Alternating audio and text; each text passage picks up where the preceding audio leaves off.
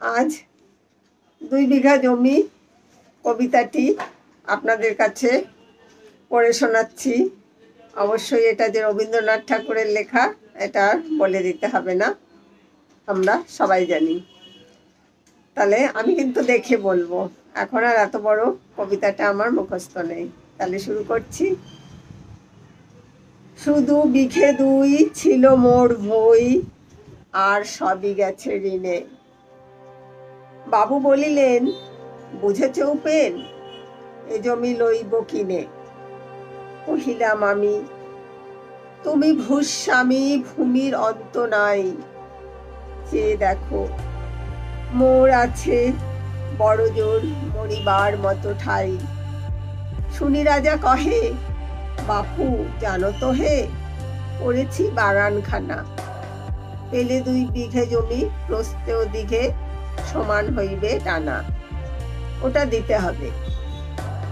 কহিলাম, তবে বক্ষে জুড়িয়া পানি সজল চক্ষে, করুণ রক্ষে গরিবের ভিটেখানি। সপ্তপুরুষ যেথায় মানুষ, সে মাটি সোনার বাড়া। দৈন্যের দায় বেচি বসে মায়, এমনি লক্ষ্মী ছাড়া। আঁখি করি লাল, রাজা ক্ষণকাল রহিল মৌন ভাবে। কহিলেন শেষে ক্রূর হাসি হেসে, আচ্ছা সে দেখা যাবে। পরে মাস দেড়ে ভিটে মাটি ছেড়ে বাহির হইনু পথে। করিল ডিক্রি সকলি বিক্রি মিথ্যা দেনার খাতে। এই জগতে হায় সেই বেশি চায়, আছে যার ভুড়ি ভুড়ি। রাজার হস্ত করে সমস্ত কাঙালের ধন চুরি।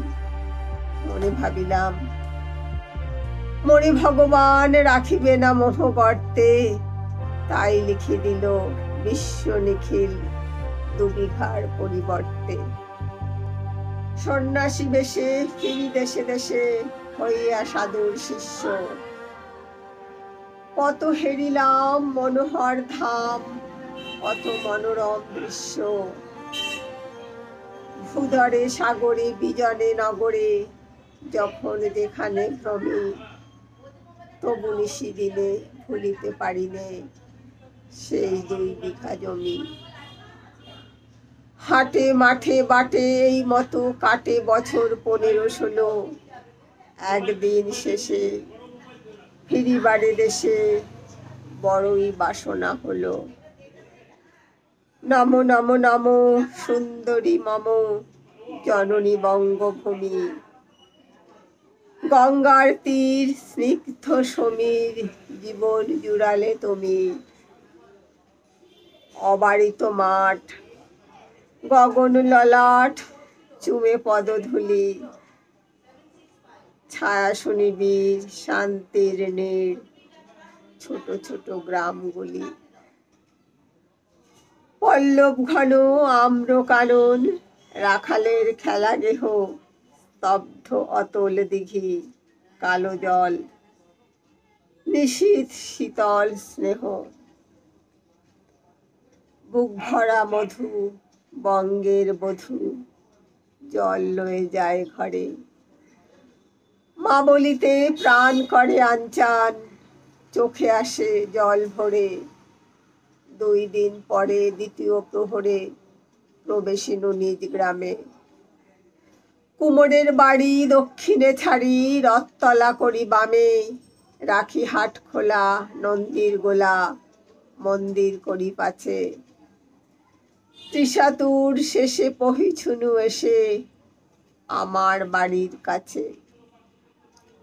ধিক ধিক ওরে শতধিক, তোরে নীলাজ কুলটা ভূমি। যখনই যাহার তখনই তাহার, এই কি জননী তুমি।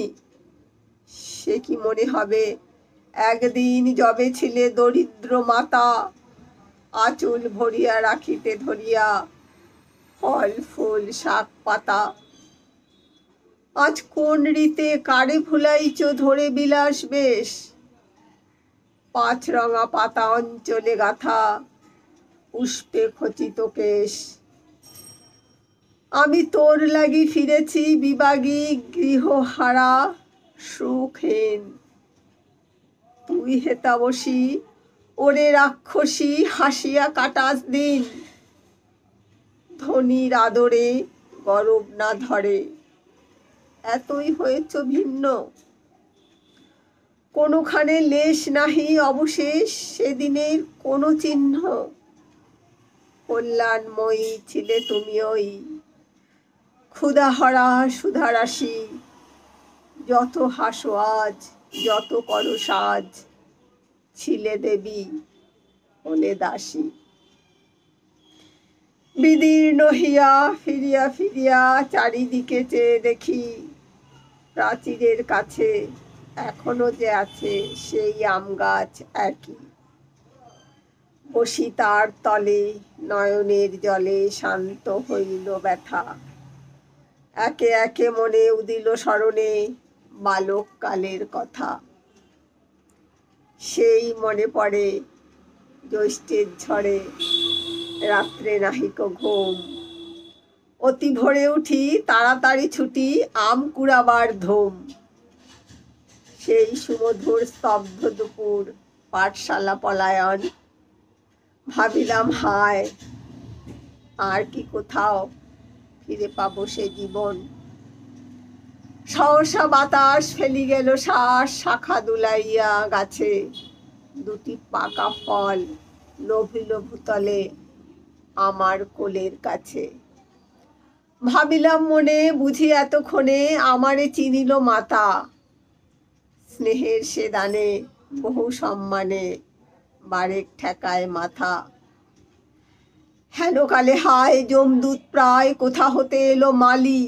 ছুটি বাঁধা উড়ে সপ্তম সুরে পাড়িত লাগিল গালি। কহিলাম তবে আমি তো নীরবে দিয়েছি আমার সব। দুটি ফল তার করি অধিকার, এত তারি কলরব। চিনিল না মোরে, নিয়ে গেল ধরে কাঁধে তুলি লাঠি গাছ।